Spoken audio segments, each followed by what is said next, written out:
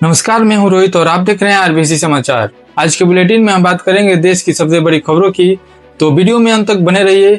उससे पहले अगर आपने हमें चैनल को सब्सक्राइब नहीं किया है तो जरूर करिए और बेल आइकन को भी प्रेस करना ना भूलिए। तो चलिए वीडियो को शुरू करते हैं और आज की बड़ी और ताजा खबरों को आपके सामने पेश करते हैं। संसद में फिर गरमाया माहौल।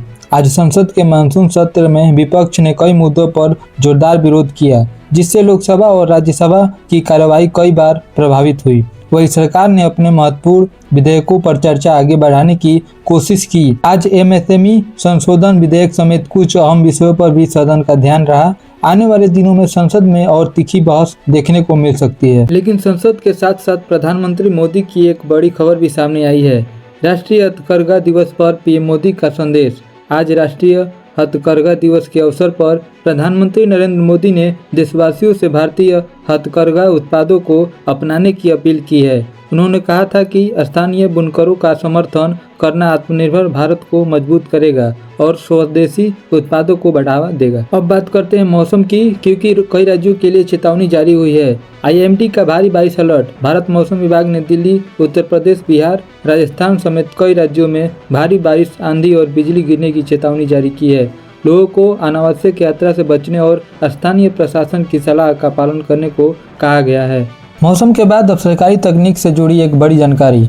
मौसम पूर्वानुमान में एआई का इस्तेमाल। सरकार ने संसद में जानकारी दी है कि मौसम की भविष्यवाणी को लेकर और सटीक बनाने के लिए एआई, सुपर कंप्यूटर और पंचायत स्तर तक नई पूर्वानुमान प्रणाली विकसित की जा रही है। इसका उद्देश्य किसानों और आम नागरिकों को समय पर सही मौसम की जानकारी देना है। अब बात करते हैं आरक्षण से जुड़े बड़े मामले की। SC/ST क्रीमी लेयर पर केंद्र का पक्ष। आज सुप्रीम कोर्ट में केंद्र सरकार ने कहा है कि अनुसूचित जाति और अनुसूचित जनजाति के आरक्षण में क्रीमी लेयर लागू करने के पक्ष में सरकार नहीं है। इस मामले पर आगे की सुनवाई भी महत्वपूर्ण मानी जा रही है, क्योंकि इसका असर लाखों लोगों पर पड़ सकता है।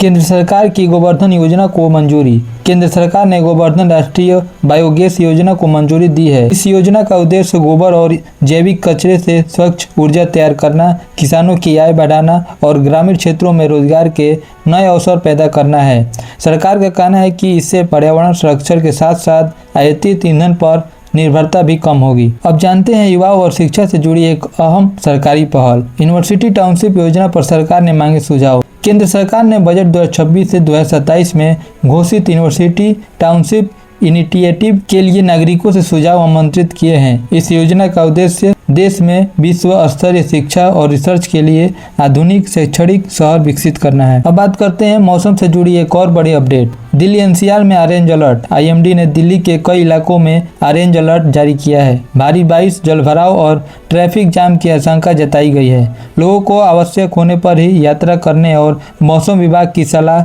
का पालन करने की अपील की गई है। संसद में एमएसएमई संशोधन विधेयक पर चर्चा। आज लोकसभा में एमएसएमई डेवलपमेंट बिल पर चर्चा आगे बढ़ी। सरकार का कहना है कि संशोधन के सूक्ष्म, लघु और मध्यम उद्योगों को बेहतर वित्तीय सहायता और कारोबार बढ़ाने में मदद मिलेगी।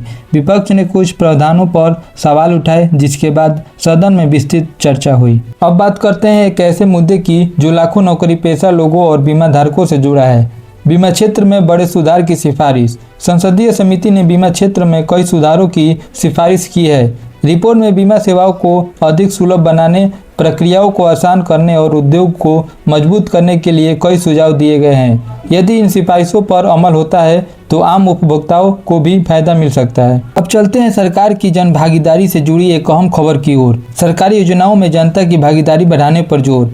केंद्र सरकार ने माई गवर्नमेंट प्लेटफॉर्म के माध्यम से नागरिकों से विभिन्न सरकारी योजनाओं और नई पहलों पर सुझाव मांगे हैं। सरकार का कहना है कि आम लोगों के सुझावों के आधार पर कई योजनाओं को और प्रभावी बनाया जाएगा। यह डिजिटल भागीदारी बढ़ाने की दिशा में एक महत्वपूर्ण कदम माना जा रहा है। अब जानते हैं अंतर्राष्ट्रीय स्तर से जुड़ी एक बड़ी राजनीतिक खबर। भारत बांग्लादेश संबंधों पर बड़ी चर्चा। बांग्लादेश के हालिया राजनीतिक घटनाक्रम और पूर्व प्रधानमंत्री शेख हसीना से जुड़े बयानों के बाद भारत बांग्लादेश संबंध एक बार फिर चर्चा में है। विदेश नीति के जानकारों का मानना है कि आने वाले दिनों में दोनों देशों के बीच कूटनीतिक बातचीत और तेज हो सकती है। और अब आज की आखिरी लेकिन बेहद अहम खबर, प्रधानमंत्री मोदी के आगामी कार्यक्रम पर नजर। प्रधानमंत्री नरेंद्र मोदी आज IIT दिल्ली के दीक्षांत समारोह को संबोधित करेंगे। इस कार्यक्रम में शिक्षा, नवाचार, स्टार्टअप और विकसित भारत के विजन के उनके संबोधन की उम्मीद है। देश भर के छात्र और शिक्षाविद इस कार्यक्रम पर नजर बनाए हुए हैं।